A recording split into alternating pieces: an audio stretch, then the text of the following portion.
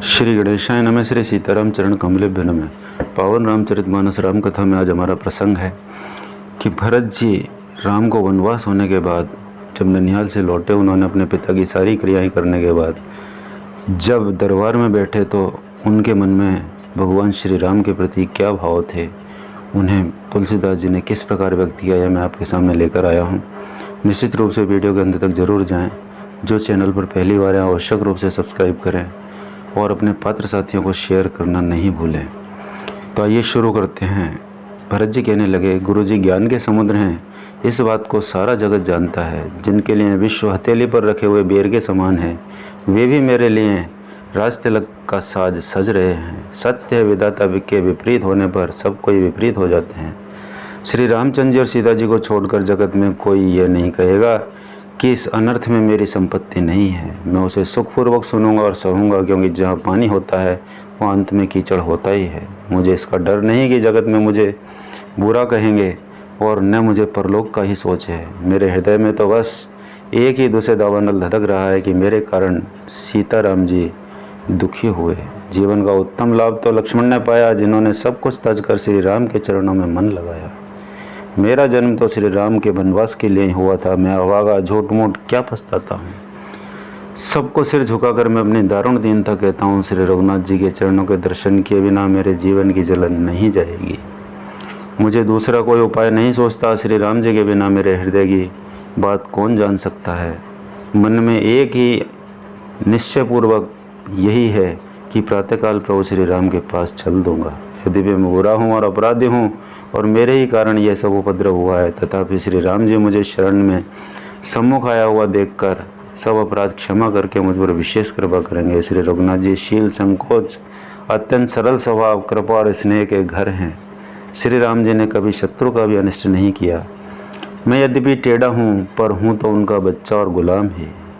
आप पंच लोग भी इसी में मेरा कल्याण मानकर सुंदर वाणी से आज्ञा और आशीर्वाद दीजिए, जिससे मेरी विनती सुनकर और मुझे अपना दास जानकर श्री रामचंद्र जी राजधानी को लौट आए। यद्यपि मेरा जन्म कुमाता से हुआ है और मैं दुष्ट तथा दोष युक्त भी हूँ, तो भी मुझे श्री राम जी का भरोसा है कि मुझे अपना जानकर त्यागेंगे नहीं।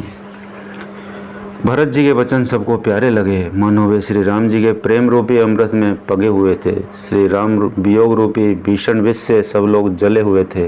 वे मानो बीज सहित मंत्र को सुनते ही जाग उठे। माता, मंत्री, गुरु, नगर के स्त्री पुरुष सभी स्नेह के कारण बहुत ही व्याकुल हो गए। सब भरत जी को सराह सराह कर कहते हैं कि आपका शरीर श्री राम की साक्षात मूर्ति है। हे तात भरत, आप ऐसा क्यों न कहें। श्री राम जी को आप प्राणों के समान प्यारे हैं।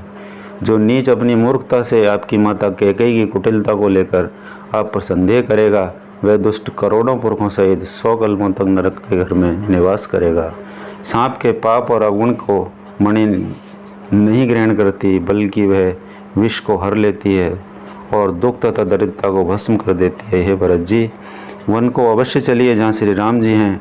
आपने बहुत अच्छी सलाह विचारी है। शोक समुद्र में डूबते हुए हम सब लोगों को आपने सहारा दे दिया। सबके मन में कम आनंद नहीं हुआ, अर्थात बहुत ही आनंद प्राप्त हुआ। मानो मेघों की गर्जना सुनकर चातक और मोर आनंदित हो रहे हैं।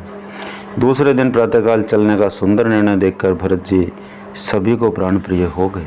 मुनि वशिष्ठ जी की वंदना करके और भरत जी को सिर नवाकर सब लोग विदा लेकर अपने अपने घर को चले। जगत में भरत जी का जीवन धन्य है, इस प्रकार कहते हुए वे उनके शील और स्नेह की सराहना करने लगे। आपस में कहते हैं, बड़ा काम हुआ। सभी चलने की तैयारी करने लगे। जिसको भी घर की रखवाली के लिए रहो ऐसा कहकर रखते हैं, वही समझता है कि मानो मेरी गर्दन मारी गई। कोई कोई कहते हैं, रहने के लिए किसी को भी मत कहो। जगत में जीवन का लाभ कौन नहीं चाहता। वह संपत्ति, घर, सुख, मित्र, माता पिता, भाई जल जाए, जो श्री राम जी के चरणों के सम्मुख होने में हंसते हुए सहायता न करे। घर घर लोग अनेकों प्रकार की सवारियां सजा रहे हैं। हृदय में बड़ा हर्ष है कि सवेरे चलना है। भरत जी ने घर जाकर विचार किया कि नगर, घोड़े, हाथी, महल, खजाना आदि सारी संपत्ति श्री रघुनाथ जी की है। यदि उसकी व्यवस्था किए बिना उसे ऐसे ही छोड़कर चल दूँ तो परिणाम में मेरी भलाई नहीं है, क्योंकि स्वामी का द्रोह सब पापों में शिरोमणि है।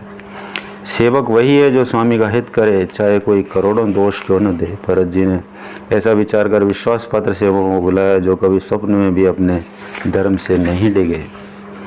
भरत जी ने उनको सब भेद समझाकर फिर उत्तम धर्म बताया और जो जिस योग्य था उसे उसी काम पर नियुक्त कर दिया। सब व्यवस्था करके रक्षकों को रखकर भरत जी राम माता कौशल्या के पास गए। स्नेह के सुजान प्रेम के तत्व को जानने वाले भरत जी ने सब माताओं को आर्त जानकर उनके लिए पालकियां तैयार करने तथा सुखासन यान सजाने के लिए कहा। नगर के नर नारी चकवे चकवी की भांति हृदय में अत्यंत आर्त होकर प्रातःकाल होना चाहते थे। सारी रात जागते जागते सवेरा हो गया। तब भरत जी ने चतुर मंत्रियों को बुलाया और कहा, तिलक का सब सामान ले चलो, वन में ही मुनि वशिष्ठ जी श्री रामचंद्र जी को राज्य देंगे, जल्दी चलो। यह सुनकर मंत्रियों ने वंदना की और तुरंत घोड़े, रथ और हाथी सजवा दिए। सबसे पहले मुनिराज वशिष्ठ जी अरुंधति और अग्निहोत्र की सब सामग्री सहित रथ पर सवार होकर चले। फिर ब्राह्मणों के समूह जो सबके सब तपस्या और तेज के भंडार थे, अनेकों सवारियों पर चढ़कर चले। नगर के सब लोग रथों को सजा सजा कर चित्रकूट को चल पड़े, जिनका वर्णन नहीं हो सकता। ऐसी सुंदर पालकियों पर चढ़ चढ़कर सब रानियां चली। विश्वास पात्र सेवकों को नगर सौंप कर और सबको आदरपूर्वक रवाना करके श्री रामचंद्र जी के चरणों में स्मरण करके भरत शत्रुघ्न दोनों भाई चले। श्री रामचंद्र जी के दर्शन के वश में हुए। दर्शन की अनन्य लालसा से सब नर नारी ऐसे चले मानो प्यासे हाथी हथनी जल को तक कर जा रहे हों। श्री सीताराम जी वन में हैं, मन में ऐसा विचार करके छोटे भाई शत्रुघ्न सहित भरत जी पैदल ही चले जा रहे हैं। उनका स्नेह देखकर लोग प्रेम में मगन हो गए और सब घोड़े हाथी रथों को छोड़कर उनसे उतरकर पैदल चलने लगे। तब श्री रामचंद्र जी की माता कौशल्या जी भरत के पास जाकर और अपनी पालकी उनके समीप खड़ी करके कोमल वाणी से बोली, हे बेटा, माता बलियाँ लेती है, तुम रथ पर चढ़ जाओ, नहीं तो सारा प्यारा परिवार दुखी हो जाएगा। तुम्हारे पैदल चलने से सभी लोग पैदल चलेंगे। शोक के हमारे सब दुबले हो रहे हैं, पैदल रास्ते के योग्य नहीं हैं। माता की आज्ञा सिर पर रखकर और उनके चरणों में सिर नवाकर दोनों भाई रथ पर चढ़कर चलने लगे। पहले दिन तमसा पार वास करके दूसरा मुकाम गोमती के तीर पर किया। कोई दूध ही पीते, कोई फलाहार करते, कुछ लोग रात को एक ही बार भोजन करते। भूषण और भोग विलास को छोड़कर सब लोग श्री रामचंद्र जी के लिए नियम और व्रत करते। रात भर सई नदी के तीर पर निवास करके सवेरे वहां से चल दिए और सब श्रृंगवीरपुर के समीप जा पहुंचे। निषाद राज ने समाचार सुने तो वे दुखी होकर हृदय में विचार करने लगा, क्या कारण है जो भरत वन को जा रहे हैं? मन में कुछ कपट भाव अवश्य है। यदि मन में कुटिलता न होती तो साथ में सेना क्यों ले जाते? समझते हैं कि छोटे भाई लक्ष्मण से श्री राम को मारकर सुख से निष्कंटक राज्य करूंगा। भरत ने हृदय में राजनीति को स्थान नहीं दिया, राजनीति का विचार नहीं किया। तब तो कलंक ही लगा था, अब तो जीवन से ही हाथ धोना पड़ेगा। संपूर्ण देवता और दैत्य वीर जुट जाएं तो भी श्री राम को रण में जीतने वाला कोई नहीं। भरत जो ऐसा कर रहे हैं इसमें आश्चर्य ही क्या है?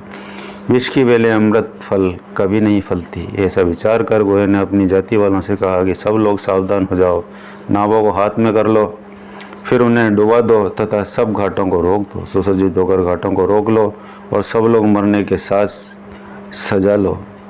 मैं भरत के सामने लोहा लूँगा और जीते जी उन्हें गंगा पार नहीं उतरने दूंगा। युद्ध में मरण, फिर गंगा जी का तट, श्री राम जी का काम और क्षण भंगुर शरीर। भरत श्री राम जी के भाई और राजा और मैं निज सेवक, बड़े भाग्य से ऐसी मृत्यु मिलती है। मैं स्वामी के काम के लिए रण में लड़ाई लड़ूंगा और 14 लोगों को अपने यश के उज्जवल कर दूंगा।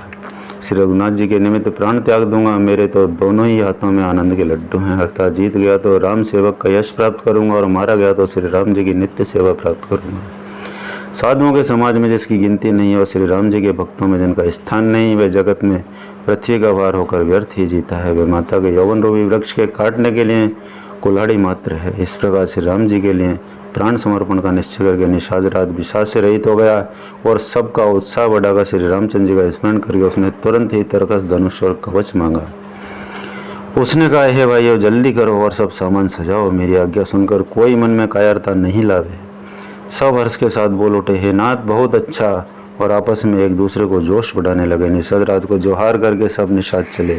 सभी बड़े शूरवीर हैं और संग्राम में लड़ना उन्हें बहुत अच्छा लगता है। श्री रामचंद्र जी के चरण कमलों की ज्योतियों का स्मरण करके उन्होंने छोटे छोटे तरकस बांधकर धनुइयों पर तिंचा चढ़ा दी। कवच पहनकर सिर पर लोहे का टोपा रखते हैं और फर से भाले और बरछों को सीधा कर रहे हैं, सुधार रहे हैं। कोई तलवार के वार रोकने के लिए अत्यंत ही कुशल है। वे उसे उमंग में भरे हैं, मानो धरती छोड़कर आकाश में कूद रहे हों।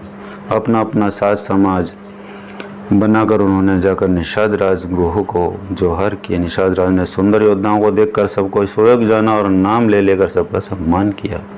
उसने कहा, हे भाइयों, धोखा न लाना, आज मेरा बड़ा भारी काम है। यह सुनकर सब योद्धा बड़े जोश के साथ बोल उठे, हे वीर अधीर मत हो। हे नाथ श्री राम जी के प्रताप से और आपके बल से हम लोग भरत की सेना के बिना वीर और बिना घोड़े की कर देंगे। जीते जी पीछे पाँव ने रखेंगे, पृथ्वी को रुंड मुंड में ही कर देंगे, सिर और धड़ों से छा देंगे। निषाद राज ने वीरों को बढ़िया दल देखकर जुझाओ, ढोल बजाओ इतना कहते ही बाएं और छींक हुई। शगुन विचार करने वालों ने कहा कि खेत सुंदर है, जीत होगी। एक बूढ़े ने शगुन विचार कर कहा, भरत से मिल लीजिए, उनसे लड़ाई नहीं होगी। भरत श्री राम जी को मनाने जा रहे हैं, शकुन ऐसा कह रहा है कि विरोध नहीं है। तो मित्रों, यह है भरत जी का कितना प्रेम श्री रामचंद्र जी के प्रति और समर्पण आप लोगों ने श्री रामचरितमानस के साथ बहुत बार सुना होगा। यही मैं आप लोगों तक प्रेषित कर रहा हूँ, जिसे सुनकर आप लोग आनंदित होंगे। यही बहुत सुंदर प्रसंग है। धन्यवाद, नमस्कार।